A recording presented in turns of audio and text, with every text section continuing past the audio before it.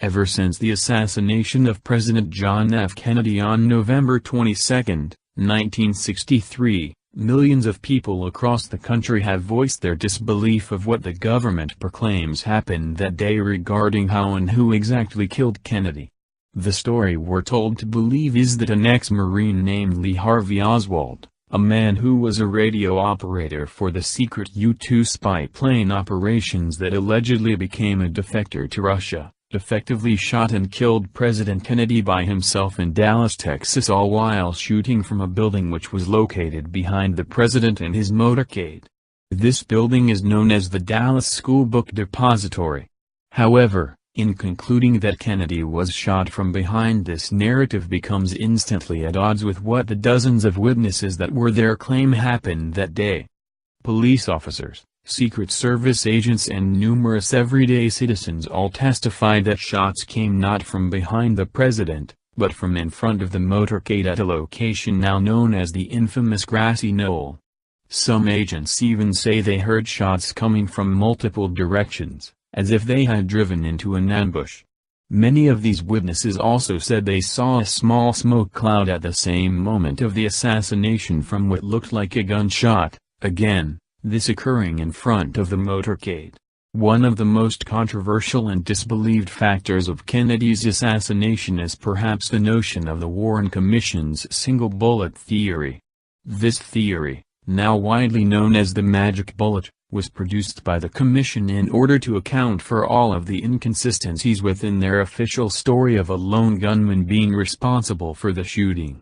The theory at first contended that out of the mere 3 bullets that were fired at the president that day, one had struck Kennedy in the head, another had caused both of the other wounds on Kennedy's back and throat, and the last had caused all of the wounds of Texas Governor John Connally, who was sitting in the same car in front and to the right of the president. However, sometime later into the Commission's investigation, a witness named James Todd, who was at the Dealey Plaza that day, surfaced with his account of a bullet having hit the curb at his feet, causing a piece of concrete to be chipped off and scratch his face. Following this revelation, the Warren Commission had to alter their theory for which bullets caused which injuries to keep their story of a single shooter firing 3 bullets. This forced them to end up concluding that out of the 3 bullets, one struck Kennedy's head, another had missed and hit the curb near James Todd, and the last had to be responsible for all of both Kennedy's and Governor John Connally's other injuries. It's apparent that Kennedy's throat wound and back wound were too far apart to be caused by the same bullet if it was fired from the 6th floor of the school book depository, but nonetheless, the Commission claimed that this single bullet was fired from up on the 6th floor of the building and entered Kennedy's back, traveled up while in his body to exit his throat, entered Governor Connally's back, puncturing his lung and breaking 4 inches of a rib bone, and then continuing to go through that bone to shatter the bone in his wrist and then get lodged into his leg, all to then fall out onto a stretcher in the hospital that the governor was never on and accidentally be found. In objection to this most seemingly illogical theory, the U.S. Army in fact carried out tests to judge its credibility by shooting similar bullets into the wrists of cadavers. In all of their 10 trials, every bullet had suffered severe damage. This is in direct contrast to the bullet found in the hospital that was said to have caused all of this damage, as this bullet was almost fully intact. After testings, the bullet was even found to have lost less of its metal than the amount of metal that was found within the governor, and despite the FBI taking a small fragment from the base of the bullet for testing, its weight was still within the range of fully intact new bullets. With the Commission coming up with such great falsehoods, it isn't a surprise that through one of its top members, a yet-to-be future President Gerald Ford was secretly leaking information to the FBI, this being revealed after his death in 2006, showing that 2 of the Warren Commission's members were not only not persuaded by the evidence the FBI produced, but that they didn't even believe the kill shot came from the school book depository. History would later reveal that the opinions held by these commission members at the time were not unjust. As the director of the FBI, J. Edgar Hoover, quite literally put out a memo stating that the Bureau must convince the public that Lee Harvey Oswald was the assassin and that he had acted alone.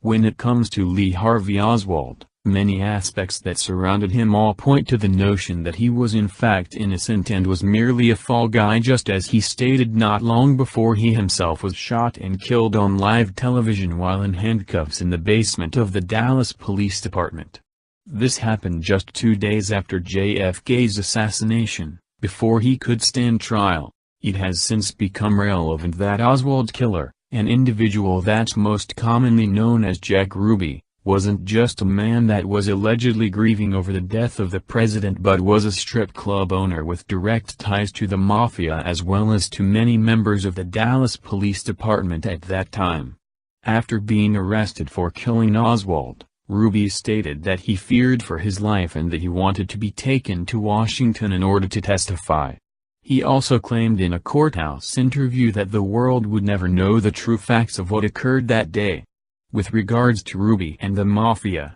it should also be noted that at the time, the Mafia had significant connections to the CIA and had been famously turned to for the use of their hitmen to carry out the objective of assassinating Fidel Castro. Going back, Oswald's mannerisms seemed to be one of the many aspects that reflected his innocence, because in later years it would be found that his recorded voice from when he claimed he didn't kill anyone and was quote-unquote, just a patsy, in fact holds up to the scrutiny of voice stress analysts. This indicated he was actually telling the truth when he made this statement. Other contradictory facts about the killing itself include statements made by the FBI, as it had said there was no fingerprints on Oswald's gun when they had it. This would mean the prints from Oswald that were on the gun were prints that were put on after the fact.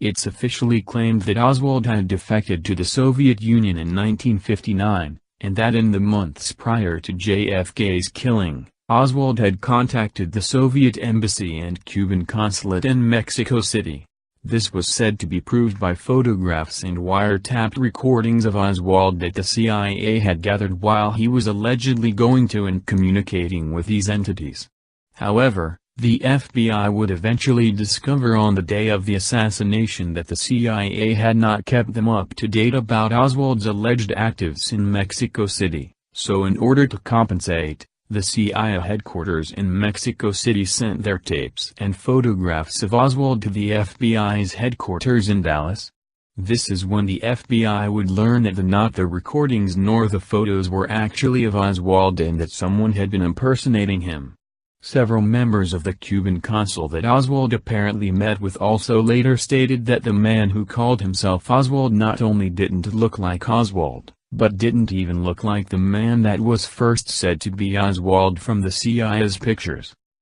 The apparent reason Oswald was impersonated is now thought to have been in order to drive the narrative that Oswald had killed Kennedy due to his pro-Castro stances and communist affiliations. According to a CIA translator, one wiretape recording that was said to be of Oswald included quote, terrible and hardly recognizable Russian that was being spoke. This was not something characteristic of Oswald. But despite the fact that Oswald had actually visited Soviet compounds, regardless of someone impersonating him, other facts pertaining to Oswald and these visits points to the possibility that he was in fact an intelligence agent of the CIA and was involved in a fake defector program that was being carried out in the 60s. This would mean that he didn't actually go to Russia and defect like the official story states, but that he was on a specific mission to go there and pretend to defect in order to gain counterintelligence off of Russia and to possibly help set the stage for the public to believe his perceived anti-America views.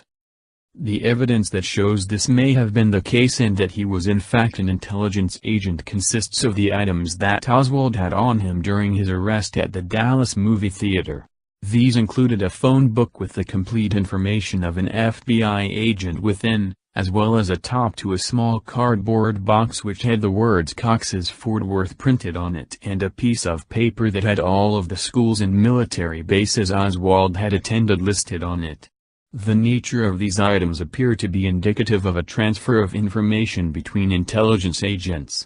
This would mean that when he was arrested in the movie theater for the killing of Kennedy, he could have actually been there thinking he was doing a drop-off of information to another agent, but was actually being set up and strategically positioned to take the fall. An employee of a store that was located next to the Dallas movie theater claimed that he saw a man getting arrested at the same time as Oswald's arrest, but that this man didn't resemble what he later learned was Oswald and that this man was carried out of the back of the movie theater, whereas Oswald was taken out of the front.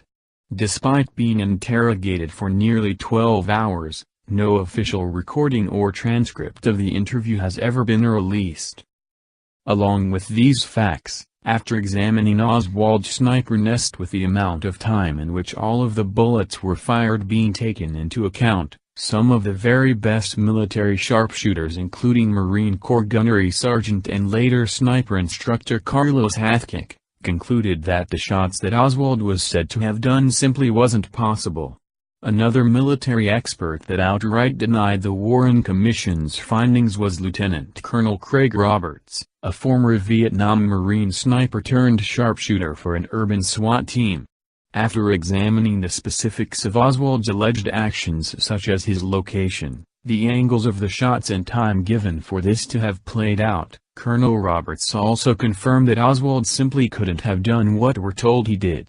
Even a CIA veteran named John Stockwell claimed that after analyzing the assassination there was likely multiple individuals shooting at Kennedy from a close range at a possible 4 different firing stations. All in all, there's many different reasons why Kennedy would have been targeted by high-powered people within the U.S. He decided to end the Vietnam War by ordering the complete withdrawal of all U.S. troops not long before his killing, and this war was extremely profitable for some. However, instead of being ended by JFK, this war was greatly escalated after his assassination, as the number of occupying troops were increased from around 15,000 troops to over 500,000 over the next decade. Kennedy also denied the military their ability to carry out a plan they had come up with called Operation Northwoods. This plan consisted of having American intelligence agencies, such as the CIA, stage the hijacking of a drone jetliner and bomb buildings in different cities in order to blame the terrorist attacks on Cuban terrorists that didn't exist. This would be done so they could justify a full-blown invasion of their country. Kennedy and his brother RFK, who was also assassinated just a few years later in 1968, were going to crack down on organized crime which at the time, as already stated, had deep ties to the CIA and a large amount of political influence. Lastly, Kennedy outright fired the higher-ups of the CIA, including its director Allen Dulles, for their rogue actions and the failed Bay of Pigs fiasco. He even is said to have wanted to get rid of the CIA entirely by quote-unquote, splintering it into 1,000 pieces and scattering it to the winds. When one threatens to destroy the CIA, the mafia,